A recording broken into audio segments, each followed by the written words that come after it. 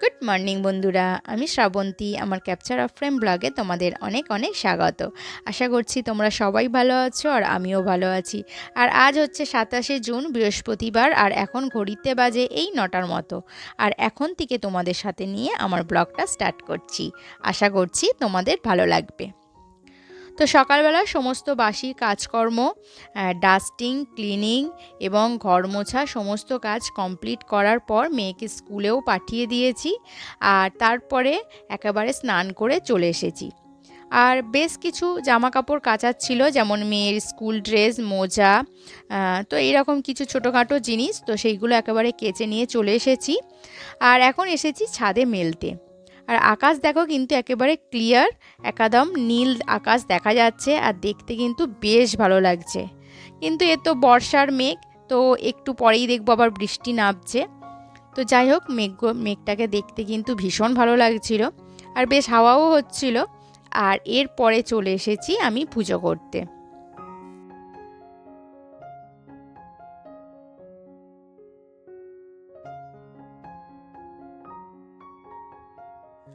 তো এত কিছু কাজ করার পর তো খুব খিদে পেয়ে গেছে।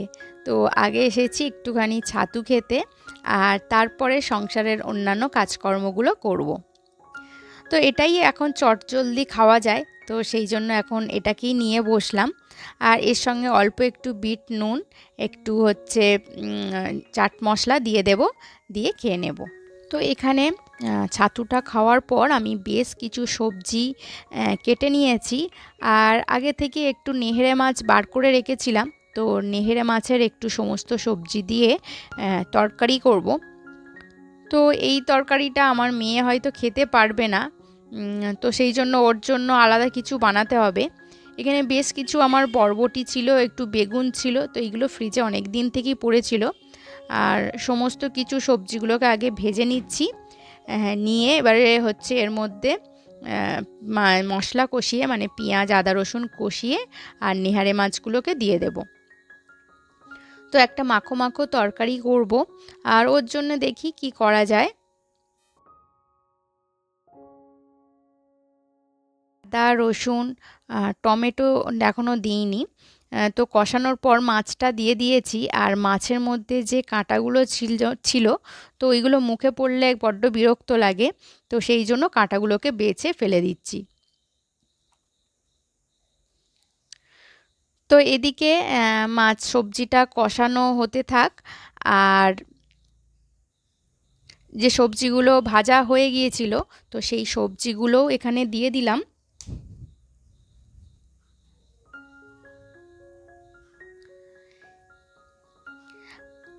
এদিকে একটুখানি অল্প করে জল দিয়ে দিয়েছি, ততক্ষণে সবজিটা একটু সিদ্ধ হয়ে যাবে। আর টিফিনের জন্য তো কিছু বানাতে হবে। তো এখানে একটা শর্টকাট নিরামিষ তরকারি বানাবো, যেটা খেতে কিন্তু হেভি টেস্টি হয়। তো এখানে আমি 3টে আলু সিদ্ধ নিয়ে নিয়েছি। আলু সিদ্ধকে একটু ভেঙে হাতের সাহায্যে ছোট টুকরো টুকরো করে নিয়েছি। আর এরপরে একটু গরম মশলা, তেজপাতা, শুকনো লঙ্কা ফোড়ন দিয়ে দিলাম। দিয়ে দিলাম গোটা জিরে, আধ ভাঙা একটুখানি ধনিয়া দিয়ে দেবো। এতে এরকম আধ ভাঙা ধনিয়া দিলে কিন্তু দারুণ একটা সুন্দর ফ্লেভার আসে। দিয়ে দেব অল্প হিং, আর দিয়ে দেব লঙ্কার গুঁড়ো, হলুদ গুঁড়ো, জিরে গুঁড়ো, ধনিয়া গুঁড়ো, আর একটু আদা গ্রেট করা। তো এইগুলোকে দিয়ে সমস্ত কিছু দিয়ে ভালো করে একটু নেড়ে চেড়ে নিয়ে, এখানে আমি দুটো টমেটো দিয়েছি। একটা বড় সাইজের ছিল না, তো সেই জন্য দুটো ছোট সাইজের টমেটোকে কুচি করে দিলাম। আর টমেটো দিয়েছি মানে একটু লবণ দিয়ে দেব। আর এইভাবে মশলাটাকে কষিয়ে এবার যে সিদ্ধ আলুটাকে রেখে দিয়েছিলাম, একটু কসুরি মেথিও দিয়ে দিলাম, গরম মশলাও দিয়ে দেব। আর এবারে ওই আলুগুলোকে দিয়ে ভালো করে একটু নেড়ে চেড়ে নিয়ে একটু ভাজা করে নেব। নিয়ে আর এর মধ্যে একটু অল্প জল দিয়ে মাখো মাখো করে নেব। এটাকে আলু টমেটো ভাজিও বলে। বেশ, এটা কিন্তু খেতে কিন্তু দারুণ হয়।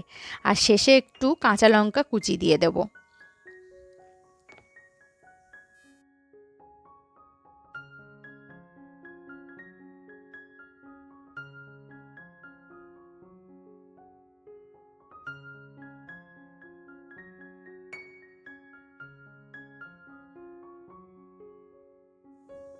তো এদিকে আলুর তরকারিটা হতে হতে ওদিকে কিন্তু আমার মাছের চচ্চড়িটা কমপ্লিট হয়ে গেছে। আর এই আলুর তরকারিটা দেখো দেখতে কিন্তু দারুণ হয়েছে, আর খেতেও কিন্তু খুব টেস্টি হয়। নিরামিষ আলুর তরকারি হলে কি হবে, কিন্তু খেতে ভীষণ ভালো হয়। আর এইদিকে দেখো বৃষ্টি চলে এসেছে। তো মেয়েকে আবার স্কুল থেকে আনতে যেতে হবে। বেশ বৃষ্টিটা কিন্তু ভালো রকমই হচ্ছে। তো মেয়ের জন্য একটু পাবদা মাছ করব, তো মাছটাকে একটুখানি ফ্রিজ থেকে বার করে দিলাম। আর নিজের জন্য একটু চা করে নিলাম, কারণ তখন তো ছাতু খেয়েছিলাম, তো সেই সময় পেটটা ভরে গিয়েছিল বলে আর খেতে ইচ্ছা করছিল না। আর এই বৃষ্টির সময় কিন্তু চা খেতে ভীষণ ভালো লাগে। তো নিজের জন্য একটুখানি র চা বানিয়ে নিলাম, আর এতে দিয়ে দিলাম একটু সুগার ফ্রি। আর ছাদে জামা কাপড় ছিল, আর এত জোরে বৃষ্টিটা হঠাৎ চলে এসেছে যে ছাদ থেকে জামা কাপড় তুলতে তুলতেই প্রায় ভিজে গিয়েছিলাম। তো সেই জন্য আবার জামাটা আর কি চেঞ্জ করে নিয়েছি।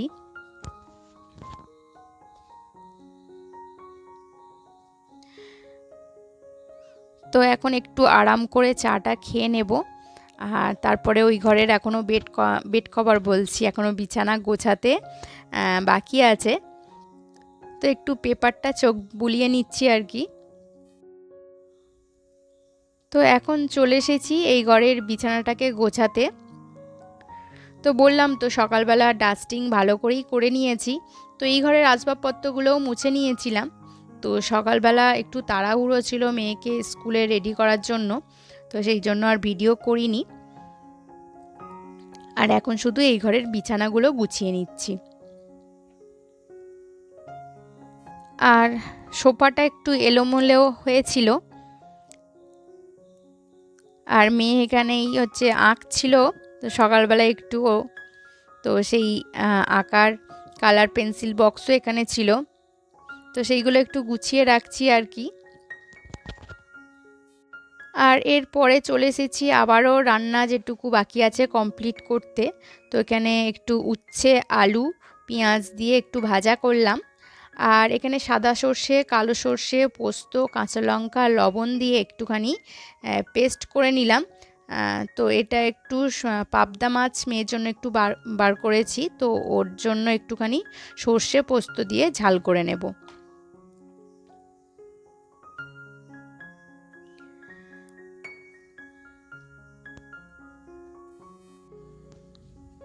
তো একেবারে সকালবেলা যেহেতু মাছটা বার করিনি, তো মাছটা ভাজার সময় ভীষণভাবে মানে তেল ছিটকাচ্ছিল, ওই জন্য চাপা দিয়ে দিয়েছি।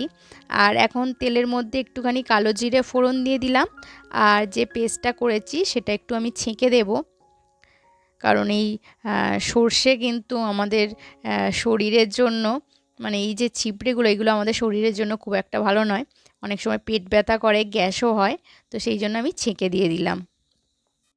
এতে আর কিছু মশলা দেব না, সমস্ত কিছু দেয়া আছে, জাস্ট একটু অল্প করে হলুদ দিয়ে নিয়েছি। আর লবণটাও চেখে দেখলাম একেবারে ঠিকঠাক আছে। আর জলটা ফুটে উঠতেই এর মধ্যে মাছটা দিয়ে দিলাম। আর যেহেতু নুন আর কাঁচা লঙ্কা দিয়ে বেটেছি, তাই তেতো হওয়ার চান্সটা কিন্তু খুবই কম। তো এদিকে আমার মাছটাও কমপ্লিট হয়ে গেছে। আর এখন হচ্ছে ওভেন আরে সমস্ত কিছু পরিষ্কার করে কমপ্লিট করে নিয়েছি। তো এখন একটু মেয়েকে আনতে যাওয়ার জন্য বেরোচ্ছি, আর একটু আগে বেরোচ্ছি কারণ আমার জুতোটা গেছে ছিঁড়ে। তো একটু জুতোর দোকানে ঢুকবো, তো সেখানে একটুখানি লেট হবে। তো সেখান থেকে জুতো কিনে তারপর স্কুলে চলে যাব। তো এর মাঝখানে যে টুকটাক বাসনপত্র পড়েছিল কিচেন কাউন্টারটা ক্লিনিং সমস্ত কিছু করে নিয়েছি। আর এখন একটু নিজে রেডি হয়ে নিচ্ছি।